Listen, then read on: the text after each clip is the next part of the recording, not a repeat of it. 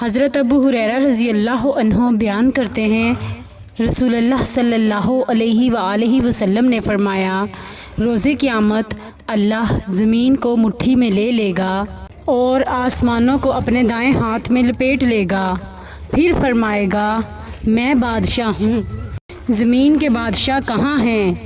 مشکوٰۃ المصابیح حدیث نمبر 5522۔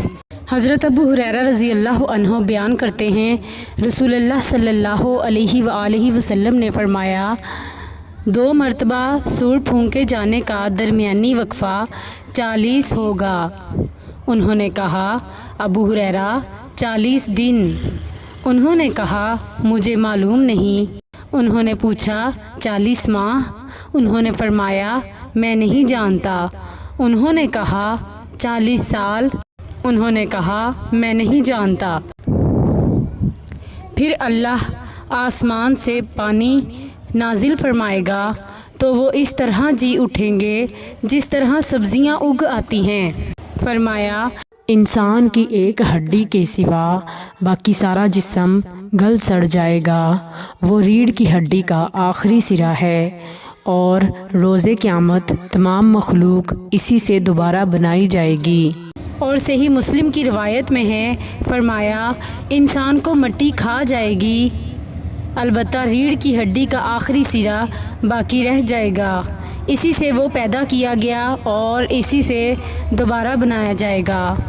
مشکوٰۃ المصابیح حدیث نمبر 5521۔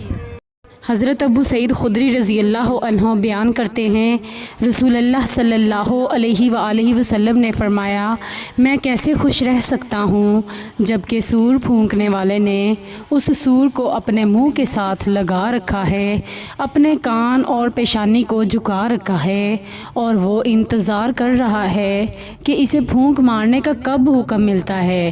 صحابہ کرام رضی اللہ عنہ نے عرض کیا، اللہ کے رسول صلی اللہ علیہ وآلہ وسلم، آپ ہمیں کیا حکم فرماتے ہیں؟ آپ صلی اللہ علیہ وآلہ وسلم نے فرمایا، کہو ہمارے لیے اللہ کافی ہے اور بہترین کارساز ہے۔ مشکوٰۃ المصابیح حدیث نمبر 5527۔ حضرت عبداللہ بن عمرو رضی اللہ عنہ نبی صلی اللہ علیہ وآلہ وسلم سے روایت کرتے ہیں، آپ صلی اللہ علیہ وآلہ وسلم نے فرمایا، سور ایک سینگ ہے جس میں پھونک ماری جائے گی۔ مشکوٰۃ المصابیح حدیث نمبر 5528۔